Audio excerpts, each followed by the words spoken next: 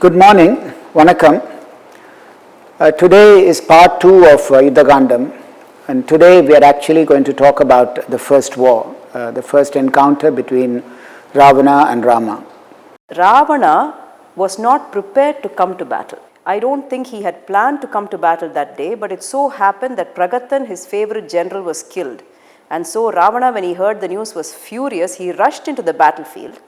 When Rama heard that Ravana had arrived, Rama had also not planned to come to battle. When Rama heard that Ravana had arrived, Rama also joined.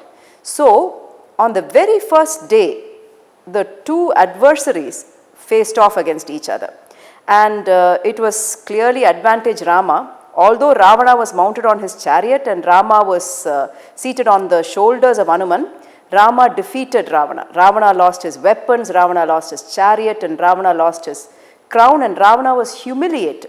I felt this was a little unusual for Ravana to enter into war so swiftly without much thinking or without much preparation. I mean, you can say that there were two reasons. One, he was so angry that his general was killed, and the other is perhaps he has so much confidence in himself. He probably thought that he can finish the whole thing and end the whole thing in one day, and wanted to go to war directly. If you imagine the scene, there were thousands and thousands of asuras who were lying dead, and Rama comes and stands in front of Ravana, who's lost everything. And there is a nice song to describe how Ravana has lost everything. Rama comes next to him and warns him. He says that you either leave my wife, I've already crowned your brother as the king of Lanka, and you'll have to be a servant to your brother. He's now become somebody like a deva now. Or I'll actually remove your head.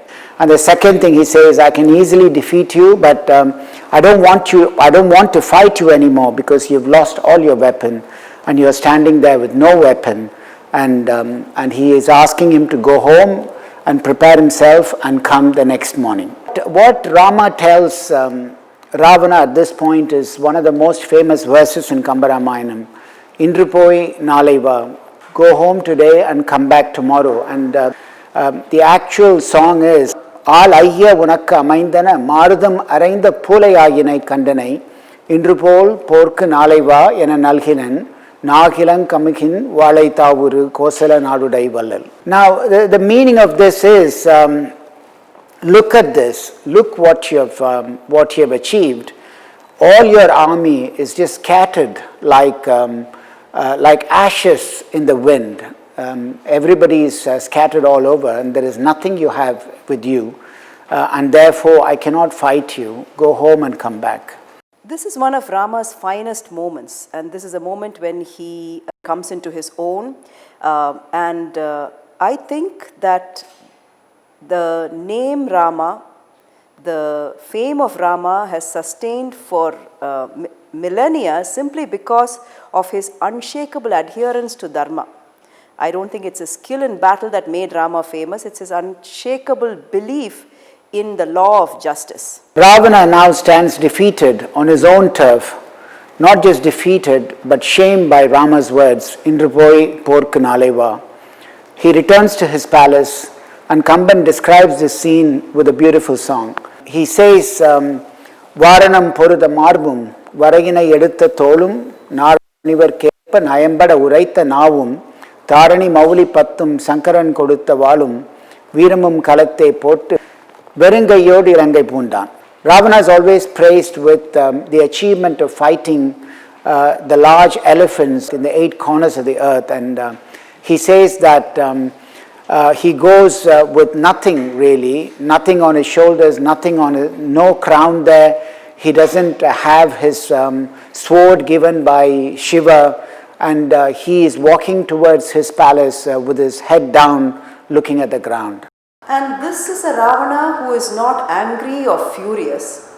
This is a Ravana who is totally unconcerned that his traditional enemies will gloat over his defeat. This is a completely different Ravana to one we have seen thus far. Yeah, I mean, he feels ashamed.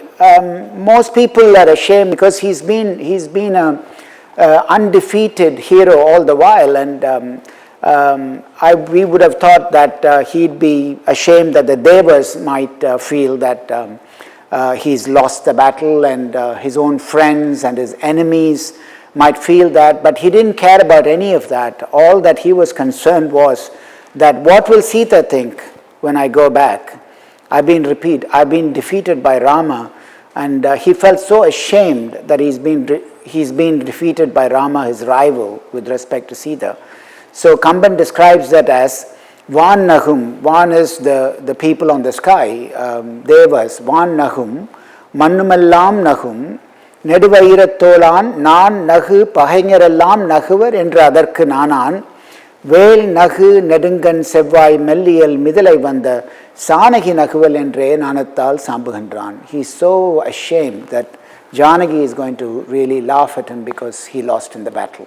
And stripped of his pride and valor, he comes back to the palace, and he talks to his grandfather Malyavan about all that he saw in the battlefield. He says that Rama's arrows were everywhere, and he has a very interesting take on Rama's arrows. He says that when Rama was actually fighting the battle, I was looking at Rama's face, and he found something interesting in Rama's face. Yeah, he felt that Rama was not even looking very serious. He was really having a very mischievous and playful face. There was no anger, there was no aggression. He was just fighting the Asuras as though this was a childish game.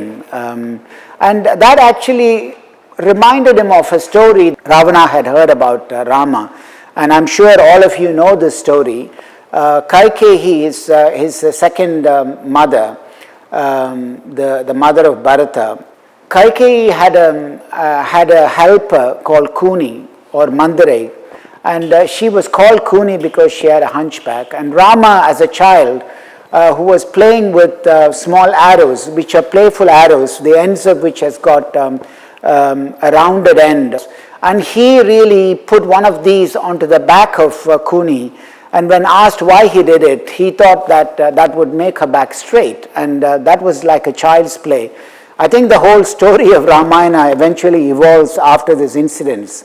And Ravana actually thinks about this incident and feels that the Rama that he saw in the battlefield could have been very similar to the childish boy who was playing with his arrows, and that's how he described Rama's ability in the battlefield. எரித்தபோர் அரக்க ராவி எண்ணிலா வெள்ளம் எஞ்ச பறித்த போது என்னை அந்த பரிபவம் முதுகில் பற்ற பொறித்த போது அந்நான் அந்த கூனி கூன் போக உண்டை தெரித்த போது ஒற்றது அன்றி சினம் உண்மை தெரிந்ததில்லை. There was absolutely no anger in the face, and it actually looked like a playful Rama playing with his a mud arrow. Ravana continues to obsess about Rama's arrows. Ravana says that his arrows have the ability to split the powerful Meru mountain. They have the ability to cleave the earth. His arrows can drink up the entire ocean, and crores of mountains and oceans are not enough to quench the thirst of those arrows. மேருவை பிளக்கும் என்றால் விண் கடந்து ஏகும் என்றால் பாரினை உருவும் என்றால் கடல்களை பருகும் என்றால் ஆறுமே அவற்றின் ஆற்றல் ஆற்றுமேல் அனந்த கோடி மேருவும் விண்ணும் மண்ணும் கடல்களும் வேண்டுமன்றே. Next, he obsesses about Rama's legendary good looks. So he says that when compared to Rama, even the handsome god of love, Manmada, will look like a dog. What of me then? Will Sita, who loves Rama, even look at me? போயினி தெரிவது என்னே பொறையினால் உலகம் மூன்றும் வேயன தகைய தோழி ராகவன் மேனி நோக்கி தீயன கொடிய வீர சேவகச் செய்கை கண்டால் நாயன தகுதுமன்றே காமனும் நானும் எல்லாம். Malyavan, Ravana's grandfather, feebly tries to console him and tries to coax him to let go of Sita. But Ravana is totally listless. His courage has deserted him. This first battle with Rama has changed him. He has lost his confidence, and he now turns to Kumbhakarnan to rescue the Asura pride. It is true that after the first battle, Ravana loses confidence. he initially thought this is going to be a very simple affair, a war which can be really ended in one day. But really, after seeing Rama in the battlefield, he really lost his confidence. So he is looking for support really from his brothers and everybody else to go to war. And I think his general, who sees him this way, really tries to console him. He tells him, why are you worried? It's not uncommon that people who are defeated in battle can win again. It's already happened to you before. I don't think you need to worry. He says, losers can win again, and people who are small can rise up, and people who are high up in a good situation can fall to the ground. This is not something you need to worry about. And he also tells him, I think you are overreading the abilities of the humans that you have just seen. Personally, you are somebody who is ruling the three worlds. You have defeated the Mummurtis. So what is it that you're worried about? My opinion is that these humans are just like a little dewdrop on the tip of a grass. You can just push them away in no time. So he says, don't you worry. You've got your brother Kumbhakarnan, who is even stronger than you. Let's send him to the battle and then see how things are. And that's how his general really consoles him and convinces him that we should go on fighting this battle. Now, Kumbhakarnan, as you know, was already there in the Mandralosanai, and he was actually talking against Ravana and was convincing him to leave Sita. But then after the Mandralosanai, Kumbhakarnan didn't know that the first war took place. He went back to sleep. People tried waking him up, and it was really impossible to wake him up. They got about 1,000 wrestlers to shake him and to wake him up by shaking him, and that didn't work. They were blowing really conches in his ears on both sides. That didn't wake him up. They were riding horses on his chest, and that didn't wake him up. And then they had about 1,000 soldiers slap on his cheek continuously, and finally he wakes up. And when he wakes up, as you know, when Kumbhakarnan wakes up, he is extremely hungry. He needs to be fed because he eats for 6 months and sleeps for 6 months. And Kamban describes how much he is eating after a very long slumber. And he says he ate around 600, he even gives a number, 600 carts of rice. And then he drinks around 1,000 bucketful of alcohol. I mean, he is an asura, so he loves, I'm sure they drink alcohol and they eat flesh. And he says as soon as he's consumed all this alcohol, he becomes even more hungry. And then he eats the flesh of around 1,000 buffaloes. In fact, he says 1,100 buffaloes. I think he was probably getting the ratio of protein to carbohydrate right here. So our diet should be double the amount of protein to the amount of carbohydrate. As you know, Indian diet is mainly carbohydrate, little amount of protein. Kamban gets this right actually in the literature, that Kumbhakarnan mostly eats protein and less carbohydrate than protein. So now his hunger is gone, and he is taken in front of Ravana now. He stands up, and Kamban, after having described how difficult it is to wake him up, about 1,000 people slapping on his cheek and 1,000 horses are running on his chest, we need to understand how big he is. And Kamban describes when he stands up how big he is. He says when he's standing up, his head is on the sky, his head is on the clouds actually, and his sides, you can't see one side to the other. He's so big. And the song goes like this: Vinninai idarum moli, Visumbinai niraikum meni, Kannenum ava irandum kadalkalin periyahum. So his both eyes are bigger than lakes. They are as much as the size of the seas. The both eyes are like lakes. Yenninum periyan ana ilangayar vendan pinnon, Manninai alandu nindra maal ena valandu nindran. This is how, it's an exaggeration sometimes for us to think about how Kamban describes things. So he actually compares him to Vamana avatar of Vishnu. You all know the story of Vamana avatar, where Vishnu in his 3 steps measured, in one step he measured the whole of the earth, and in one step he measured the whole of the sky, and he didn't have a space for a 3rd step. He puts the 3rd step on the head of Mahabali. So he compares him to Vishnu itself. Here is a man who is going to fight the Vishnu avatar of Rama, who is actually a human, and he's the size of a human. And here the man who is going to fight him is the size of the biggest of Vishnu avatar, Vamana. And that's how really, this is a very mischievous Kamban who's describing Kumbhakarnan as looking like the Vamana avatar of Vishnu. Finally, Kumbhakarnan is brought in front of Ravana, and Kumbhakarnan realizes now there is something's gone wrong here, because he didn't know that the war had begun.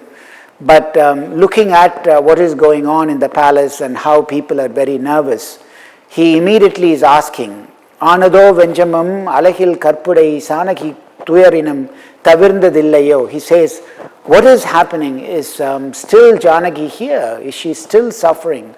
Has that not finished yet? And has the war begun now, and have all our fame and our abilities gone with the wind now? So he could see that there was so much unhappiness or so much sadness within the palace itself, that he actually works out that something big has gone wrong. Now he's taken in front of Ravana, and Ravana doesn't say a word to him. Ravana comes and starts draping him with the war clothes. Actually, he puts on his shield, he gives him the shield, and he puts on the armor. I mean, you can imagine how huge Kumbhakarnan is compared to the size of Ravana. He literally has to walk around him to really clad him in the battle clothes, and then Kumbhakarnan starts to talk to him. And now he knows that Ravana wants him to go to war with Rama, and he tells him this is not a good idea. He has previously told him many times, he tells him, what is this? You've come from, you're a descendant of Brahma. You've literally read thousands of religious texts which tells you what you're doing is wrong, and now you're holding somebody else's wife, and this is not the right thing to do. And don't ever think that you can win Rama over. It's impossible for you to win Rama over, and for you to think that you can defeat Rama is like you thinking you can touch Sita. Everybody knows that Ravana can't touch any woman unless she consents to it. And he says, just like you won't be able to touch Sita, it's impossible for you to win over Rama. Kallalam ulahinai varambu kattavum sollalam. He says you can win over the whole world, and you can even put a fence all around this earth, but for you to think that you can win Rama over is like you thinking you'll be able to touch the skin of Sita, and therefore it's actually impossible for you to win Rama. And please leave Sita back to Rama, and let's end this without a war, is the advice he gives. Kallalam ulahinai varambu kattavum sollalam peruvali Raman tolgalai vellalam என்பது சீதை மேனியை புல்லலாம் என்பது போலுமால் ஐயா. Now, on hearing this, Ravana gets extremely angry. He says, I will not bow down to those puny men, nor will I bow down to the primitive monkeys. That is for you and Veeranan to do. I mean, he really gets upset. I know at least in the early phases, we could have imagined that he underestimates the human beings. But I think in order to justify, in order to make Kumbhakarnan go to war, he's got to say this. He says, Manidar iruvarai vanangi மற்றும் அக்கூனுடை குரங்கையும் கும்பிட்டு ஊய்தொழில் ஊனுடை உம்பிக்கும் உனக்கும் கடன் யான் அது புரிகிலேன். He says, I don't understand what you're talking about. To really prostrate in front of humans and to be below the humans and also or under the monkeys is only something that you and your brother Vidanan can do. I can't accept this, and there is no way I'm going to bow down to monkeys and human beings. If you don't want to go to battle, then I'm going to go, is what he says. And he's asking people to prepare for war, for him to go to war once again. And then Kumbhakarnan actually stops him and says, no, I mean, it's not just his brother, it's also his king. He says, I will do as you say because you are my king now, and I will go to war for you. Kumbhakarnan now prepares to go to war, and he's really very sad that he's been forced to go to war. And he thinks this is all the work of fate, actually. He feels that this is all destiny, and there is nothing he could do. And he tells his brother that I'm going to go to war, and please don't ever think that I'm going to win this war. I'm going to die in this war, and when I die, at least realize that you won't be able to win the war, and please leave Sita back with Rama, and my death will at least tell you that this is an impossible battle to win. Vendru ivan varuven endru uraikilan. I'm not saying I'm going to come back with a victory. Vidhi nindrathu pidar pidithu undi nindrathu. I think this is destiny, this is fate, which is actually pushing me to go to war. It's not you who's making me do this. I understand that this is fate that is making me go to war. I will die in this, and when I die, please leave Sita back with Rama. Vendru ivan varuven endru uraikilan, vidhi nindrathu pidar pidithu unda nindrathu, pondruven pondrinal polankul tholiyai nandri ena nayaga vidudi nandraro. Now Kumbhakarnan actually knows that he is stronger. He is stronger than Ravana. Ravana also knows that Kumbhakarnan is stronger than him. At least Ravana has been defeated in battle before. I mean, Ravana has been defeated by Vali, everybody knows before, but Kumbhakarnan has never been defeated in a battle before. And he tells him, Yennai vendrular enil ilangai kavala unnai vendru uyarudal unmai. Adalal pinnai nindru endrudal pilai. He says, if he defeats me, you have to assume, you have to believe that he will defeat you. There is absolutely no doubt about that. So don't feel sorry later on that you've not been told this. And again he says that he is concerned for the whole of the Asura lineage. And he tells his brother, it's okay for me to go to war for you for the sake of a woman, but it's not okay for you to send your son for war, for you to have a woman, somebody else's wife. And he requests that if he dies, please don't send your son, because he is the one who is going to continue our lineage, and the kingdom has got to run because of your son Indrajitan, and therefore please don't send him to war. And he says, if you send him to war, I can see that he will be killed by Rama's brother. He doesn't even require Rama to fight with him. He'll be killed by Lakshman. He says, Indiran pahainyanum Raman tambikai mandira ambinal madidal vaimayal tandiram katru rusambal pinnarum andaram unardu unakku uruvadu atruvai. He says, please don't send your son because he will be killed by Lakshman. So now Kumbhakarnan takes leave of Ravanan and reaches the battlefield.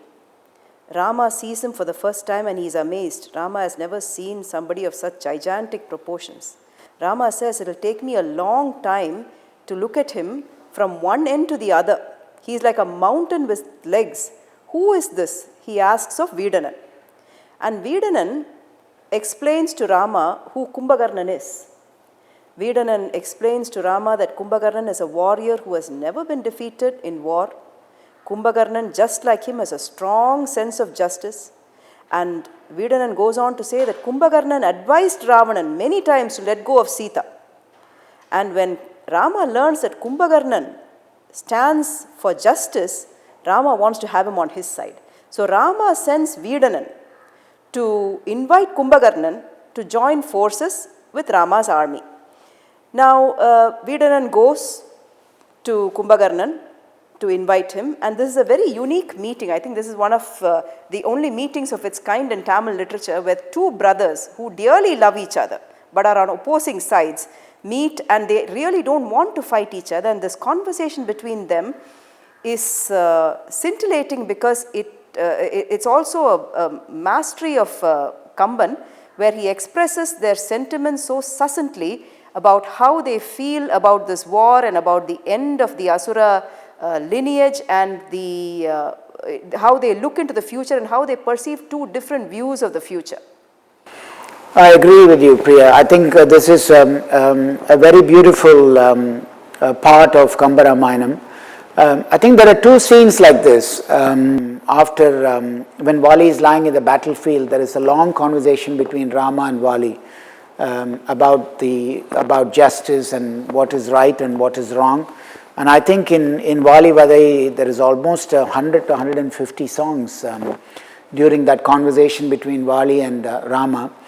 Here also I think there are over 50 songs, I think, between the conversation between Vedanan and Kumbhakarnan, the two brothers who meet in the battlefield, and Vedanan wants Kumbhakarnan to join Rama's side and not fight on Ravana's side, because that is a just thing to do, that is the right thing to do.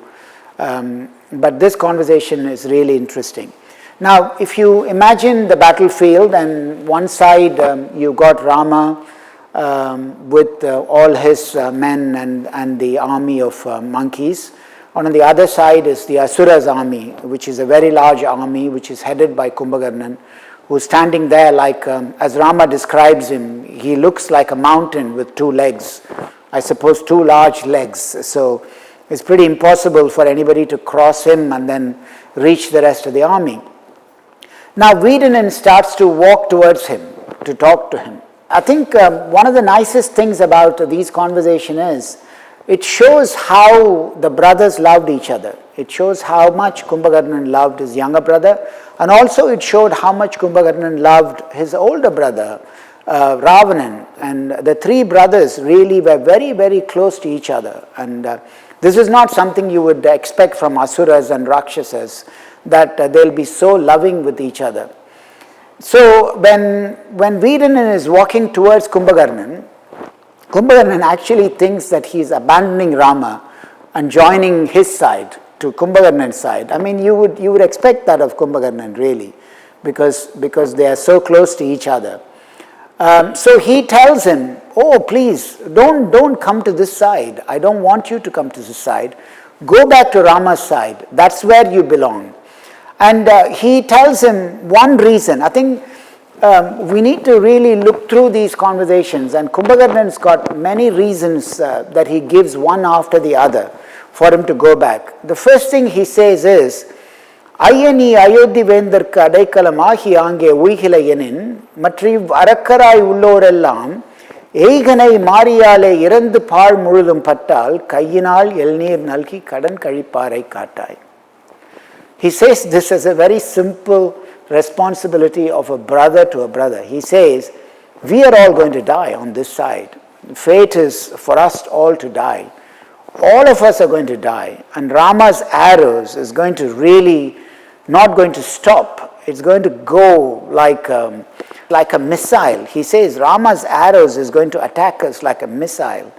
And all of us are going to drop dead on the battlefield. And when we are all dead, who is going to do the last rites for us? I want one of us to be still alive to do the last rites for us. So please don't come to this side. He says, go back to Rama's side. That is the winning side, and I want you to be on the winning side. That's the first thing he says. The second reason he says that he can't join the Rama's side is his responsibility as a soldier. He sees Ravana asking him to go to war as an order from a king to a soldier, and he says, I have to do this responsibility because he is the king and he's asked me to really go to war, and I will have to go to war. And he says, he even clothed me in the war clothes, and he even gave me everything. And I'm not going to, and it's not possible for me to go back home without fighting this war. He says, Neergola வாழ்வை நச்சி நெடிதனால் வளர்த்து பின்னை போர்க்கோலம் செய்து விட்டார்க்கு உயிர் கொடாது அங்கு போகேன். I'm not going to go back when my brother has actually clad me in the war attire and sent me to war. I have this responsibility as a soldier to the king that I have to fight the war. And that's the first justification he gives. And the second justification he gives is, he's the one who fed me. He's brought me up. I have the responsibility to look after him, to obey his orders, because he was like my father, who's given me all the comforts of life, and therefore I will have to fight for him. I can't go without that.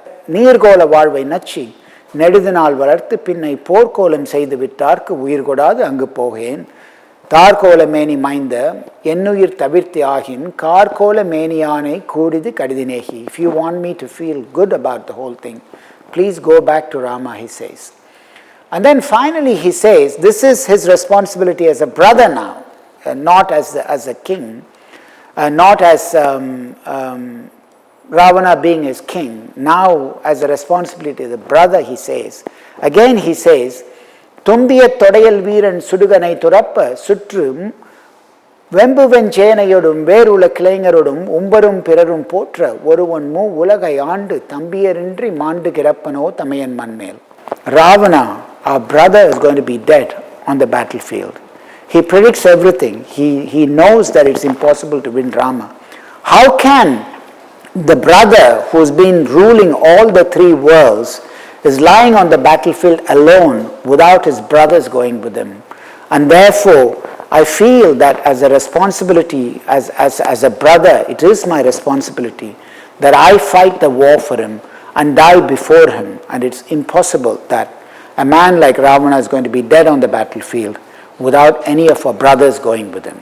So he's given two reasons. One, as a soldier, as a responsibility to his king, that he's been given the order to fight and he cannot go back without fighting.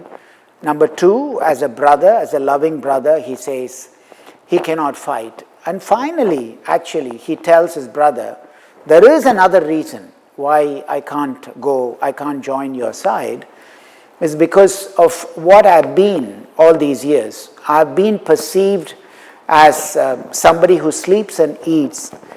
But that's not how I want myself to be remembered. I want myself to be remembered as somebody who gave his life for his brother, not as somebody who's been sleeping. And he talks about how the three brothers were praying to Lord Brahma and got boons from Brahma. And we all know that Ravana had this boon that he can never be defeated by anybody from Brahma. And Vedanan also had a boon that he is going to live for many years ruling the world, that he is going to be a great king ruling the world for many years. That was given to him. Whereas Brahma made a tongue twist for Kumbhakarna, which resulted in getting a boon of being able to eat and sleep for the entire life. He says, I want to be remembered for giving my life for my brother rather than anything else. மலரின் மேல் இருந்த வள்ளல் வழுவிலா வரத்தினால் நீ உழைவிலா தர்மம் பூண்டாய் உலகு உலதனையும் உள்ளாய் தலைவன் நீ உலகுக்கெல்லாம் உனக்கது தக்கதேயால் புலையுறு மரணம் எய்தல் எனக்கிது புகழதேயால். Dying on this battlefield is what is going to bring me fame. And it's not possible for me to just lead the life that I've led all of these years. His brother tells him, okay, if that's how you don't want to die, I will give everything to you. I will give my kingdom to you. Rama has given the whole of Lanka to me, and he's crowned me as a king of Lanka. And I will make you the king of Lanka, and I will actually be your servant for the rest of your life, if that is what worries you. He says, Yanakku avan thanda selvattu ilangayum arasumellam ninakku naan tharuven thandu un evalin nedudu nirpen. I will be your servant. I will give everything to you. Now Kumbhakarnan gets really angry. He thinks that it's not that I want to become a king and rule the earth, and you are asking me to go against my brother because Rama is able to give me everything. That's not how I work, he says. Now he actually remembers what Ravanan told him before he went to war. He says to be under humans and To be saluting monkeys is a business of you and your brother. And he repeats that now. He tells him, you're telling me that I will be a ruler, I will be a king, and you will give me what Rama gave you. I don't want to do that. I don't want to take a kingdom given by a human being and be under monkeys and humans for the rest of my life. That's something I cannot do. He says, Sembittu Seida Inji Tirunagar Selvam Teri, Vambittu Theriyal Yammun Uir Konda Pagayai Vaalthi, Ambittu Thunnam Konda Punnudai Nenjoda Ayya, Kumbittu Varhilan Yan Kutrayum Adal Gonden. I can deal with Yama, I can die. I will not be under a king or under a human who's killed my brother and is giving his kingdom to me. How is that acceptable for me? There's no way I can do that. And he sends off Vedanan angrily saying, you go back to Rama's side, that's what is appropriate for you, and I fight against Rama, and that's what's the best thing for me. Yeah, so the brothers go their different ways with heavy hearts. Kumban goes into the battle to repay his debt to Ravana, but in the battlefield he plays a completely different game. Kumban is very powerful, undefeated in battle. He could have single-handedly wiped out every single warrior on Rama's side except for Rama himself. Kumban fights with all the warriors one by one. He fights with Nalan, he fights with Angadan, he fights with Anuman, he even fights with Ilakkuvan. And at the point when he can win them over, at the point when he can defeat them, at the point when he can kill them, he lets them escape. Which means his intention was never to truly harm any warrior fighting for Rama, because those warriors are fighting on the side of justice. Finally, he comes across Rama. He works his way up the chain of command and finally he comes across Rama. When he meets Rama, he is so happy. He says, Bhagiyam kandadu ninnai. Rama, I've been waiting to see you. I'm so fortunate to have been able to see you. And then he half-heartedly does battle with Rama. Rama realizes exactly what Kumban is doing. Rama realizes that Kumban has come to battle to sacrifice himself for the sake of his brother, and Rama understands that brotherly love. Who else can understand brotherly love but Rama? So Rama also is not serious about killing Kumbhakarnan. Rama cannot bring himself to shoot that arrow and cut Kumbhakarnan's head off. He cannot bring himself to shoot an arrow into Kumbhakarnan's heart. Rama uses one arrow to cut off Kumban's right arm. Then he uses another arrow to cut off Kumban's left arm. Then he cuts off Kumbhakarnan's legs. And like a mountain, Kumbhakarnan falls upon the earth. Even then, Kumban continues to do his duty. He continues to fight by drawing mountains into his mouth and spitting them out at his enemies. So finally, Rama has no choice. He has to kill him. At this time, Kumban makes a strange request of Rama. He says, Rama, I want you to take care of my brother Vedana. Now, this is a strange request. Kumbhakarnan is requesting Rama. In fact, he's not so happy at this time. I think he's going to die. He wants to protect his lineage now. So he says to Rama, he's asking for Rama two things. One, he says, I've been so badly injured, throw my head in the ocean. So nobody sees him defeated like that. And the second request he makes is to protect Vedanan. He tells him that Vedanan, if Ravanan actually comes across Vedanan, he will not even see that he's his own brother. He will actually kill him.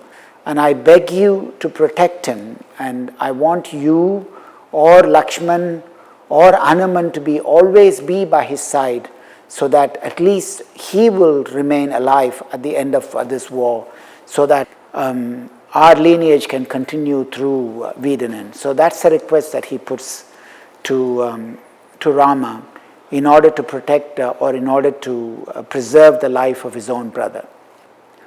Kumbhakarnan has never spoken about Ravana like this. He's always been very affectionate and very positive about Ravana.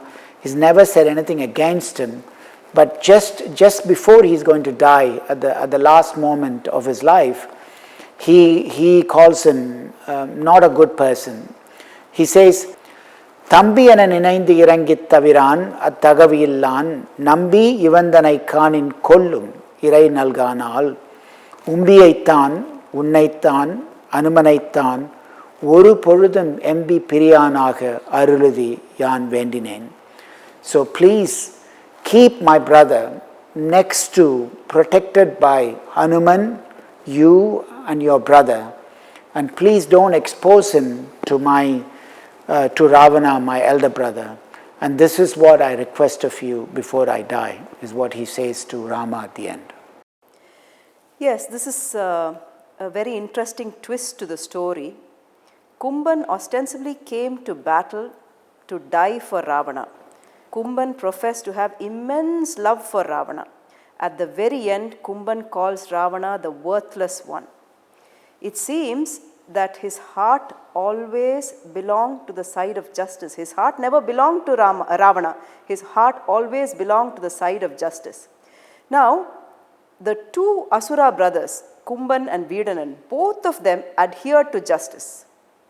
And both of them fought for justice in their own way. Vedanan perceived justice to be on the side of Rama.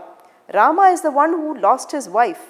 Rama's wife was abducted unfairly by Ravana, and Rama has come to reclaim his wife. There is justice in Rama's claim.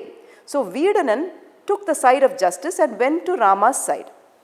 Now Kumbhakarnan perceived justice slightly differently. He felt that justice lay in brotherly love. He felt that justice lay in repaying his debt to his brother Ravanan, and so he came to battle. But by sacrificing his life in that battle, he helped Rama's cause, because Kumban's death was a huge blow to the Asura army, a blow from which they would never recover. Kumban died, following which we will see that Indrajit and Ravanan's son died, and finally Ravana will die. So Kumban, by sacrificing his life, actually helped Rama's cause as well. So Kumbhakarnan is a character who manages to stand by the side of justice no matter what.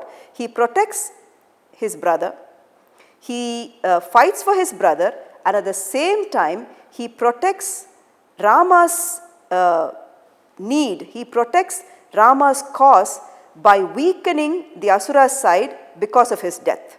So Kamban really makes Kumbhakarnan a very noble character, and in the very next scene you see Kamban showing Ravanan as a very depraved character. After sending Kumban off to battle, you would expect that Ravanan would have meditated or done penance or prayed to God for the victory of Kumbhakarnan. Ravanan does the exact opposite. He goes to the Ashokavanam to meet Sita, to plead with her to accede to his request. He goes to the Ashokavanam to plead with Sita to accept his love. He falls at Sita's feet. This is something you will see Ravana doing every single time he meets Janaki. He's falling at Sita's feet. And he says to Sita this time, "You have defeated me. My desire for you has wreaked havoc on me. I know now what it means to be defeated. I was undefeated so far, but I know now what it is to be defeated, because for you have surely defeated me. தோற்பித்தீர் மதிக்கு மேனி சுடுவித்தீர் தென்றல் தூற்ற வேர்ப்பித்தீர் வைரத் தோளை மெலுவித்தீர் வேனில் வேளை ஆர்ப்பித்தீர் என்னை இன்னல் அறிவித்தீர் அமரர் அச்சம் தீர்ப்பித்தீர் இன்னும் என் செய்து தீர்த்தீர் அம்மா." Sita gets furious when she hears this. She says, "You have no shame, you have no sense of right and wrong, you have no sense of decency. You are speaking to me like this, and yet your sins have not destroyed you and your entire race. பழி இது பாவம் என்று பார்க்கிலை, பகரத்தக்க மொழி இவை அல்ல என்பது உணர்கிலை, முறைமை நோக்காய் கிழிகிலை நெஞ்சம் வஞ்ச கிளையோடும் இன்றுகாரும் அழிகிலை என்றபோது என் கற்பு என்னாம் அறம்தான் என்னாம்." Now Ravana is sure that Sita will not give in to him. So he engages in even more deceit. He disguises an Asura, transforms him to look like Janaka, Sita's father. And he brings this Asura, this Maya Janakan, in front of Sita. Sita is devastated when she sees her father. Janakan is a Raja Rishi, he comes from a great lineage. When she sees her father as Ravana's prisoner, it is more than Sita can bear. She breaks down and she weeps, saying, Endaye, Endaye, என் பொருட்டு உனக்கு இக்கோள் வந்ததே, என்னை பெற்று வாழ்ந்தவாறு இதுவோ, மன்னோர் தந்தையே தாயே செய்த தருமமே தவமே என்று வெந்துயர் வீங்கி தீவீழ் விறகென வெந்தது வீழ்ந்தாள். Ravana tries to console Sita. He says, don't worry, I will give my empire to Janaka. I will make Janaka king of my kingdom if only you will give in to me. Sita engages in a war of words with him, and at this time, when things are heating up, this Maya Janakan orders Sita to accept Ravana as her husband. She angrily turns to this Maya Janakan and says, you are not my father. You cannot be my father. My father will not speak to me like this. At this point, spies arrive from the battlefield and give Ravanan the news that Kumbhakarnan has been killed. Now it is Ravanan's turn to become distraught. He leaves the scene promising to avenge the death of his beloved brother. But instead, he sends his son Adigayan into battle. Adigayan enters the battlefield with a massive force, but Adigayan is killed by Ilakuvan's deadly arrows. When news reaches Lanka of Adigayan's death, Daniyamale, Adigayan's mother, rushes to the battlefield to grieve for her son. She squarely blames Ravana for the death of her son. She accuses Ravana of cowardice. Daniyamale says, ஏது ஐயா சிந்தித்து இருக்கின்றாய், பேதையாய் காமம் பிடிப்பாய், பிழைப்பாயோ சீதையால் இன்ன வருவ சிலவேயோ. What are you thinking about, Ravana? Are you still going to persist with your obsessive passion for Sita, which is destroying all of us? Ravanan is literally speechless. He cannot comfort her. He has no solace to offer her. So, Ravanan turns to Indrajit and tells him that Adigayan has been killed. Indrajit is furious. He says, who killed Adigayan? Ravanan says, Ilakuvan killed Adigayan. Indrajit says, Kondrar avaro? Kondrar avaro? கொலை சூழ்க என நீ கொடுத்தாய், வன் தானையர் மானிடர் வன்மை அறிந்தும் மன்னா, என்றாலும் எனை செல ஏவலை. Ravana, you sent Adigayan to battle to fight with people who had defeated you. How could you do that? How could you sacrifice your son? You should have sent me into battle. I am powerful. I would have defeated them. And so saying, Indrajitan departs for battle. When Indrajitan reaches the battlefield, there is a massive face-off with Ilakuvan. Indrajitan is again mounted on a powerful chariot. Ilakuvan is mounted on the shoulders of Angadan. They fight each other, but Ilakuvan defeats Indrajitan. Indrajitan loses his chariot, he loses his weapons. At that point, Indrajitan ascends up into the sky and fires the Nagapasam, a unique arrow at Ilakuvan. This Nagapasam is like a snake. It binds Ilakuvan and all the Vanara army, and they all fall down into a swoon. They fall down unconscious on the battlefield. Indrajitan believes they are dead, and he goes to Ravana to convey the news to him, and Ravana is beside himself with joy. Now Rama is devastated when he sees his brother lying, he thinks his brother is dead when he sees his brother lying on the battlefield. He turns to Vedanan and blames Vedanan for not having adequately protected his brother. But Vedanan recognizes the magic of the Nagapasa Astram. He says this magic will wear off. The victims are not dead, they will come back to life. And true to his word, at that point the great bird Garudan arrives on the scene. And when the snake sees the eagle, the snake disappears. So when the Nagapasam wears off when Garudan arrives, and everybody comes back to life again. Following this, Indrajitan comes back into battle. And this time, Magodharan makes a pretend scene where he disguises himself as Indra. Magodharan disguises himself as Indra and fights with the Vanara warriors. Ilakuvan is puzzled by this. He thought Indra was on their side, and he is asking Hanuman, why is Indra fighting with us? I thought Indra was on our side. At this time, Indrajitan ascends up into the sky and shoots the Brahmastram. Now there is a story to this Brahmastram. When Indrajitan first came to battle, he fought not only Ilakuvan, but he fought Rama also. At that point, Ilakuvan asks Raman permission to use the Brahmastram against Indrajitan, and Rama refuses. Rama says the Brahmastram will cause collateral damage. It will hurt innocent people all around. I will not let you use it. But now Indrajithan ascends up into the sky and uses the same Brahmastram against Ilakkuvan. And Ilakkuvan falls down unconscious.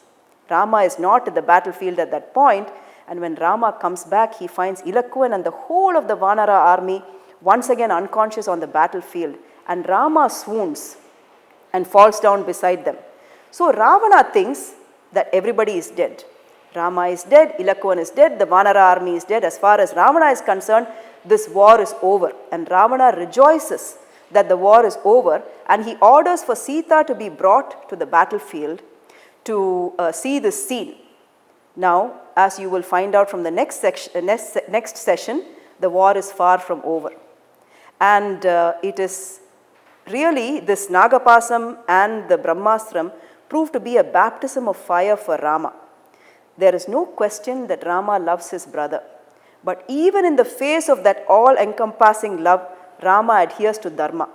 If Rama had given permission for Ilakkuvan to use the Brahmastram, Indrajithan would have been killed, the whole Asura army would have been vanquished, the war would have ended at this point. This is the second time Rama had an opportunity to stop the war. The first time was when Ravana was standing in front of him as an Nirayudhan without any weapons. The second time was when Ilakkuvan asked if he could use the Brahmastram. At both these points, Rama could have stopped the war and ended everything and taken Sita back. But Rama, in the name of justice, continued to show mercy to his enemies and show mercy to innocent people who were around.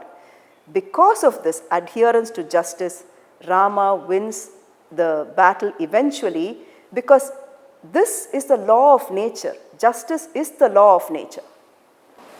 I think we end today's session here. The next part of the next part 3 of Yuddhakandam is going to be the war with the final war with Indrajit, and finally the last day of war with Ravana. I hope that you found this interesting. We certainly found this very interesting. I know it's a little complicated for people who don't know the story well. The nuances and the emotions that Kamban has put into telling this story, the love between the brothers and the war itself and how complicated things are, I find and we find really very interesting. And I hope that we have done some justice in putting this forward. What we have said so far is probably 3,000 verses in KAMBARAMAYANAM. We have only taken a little hint of what is there and tried to really put it together into a story. And thank you very much for listening. See you soon. Thank you.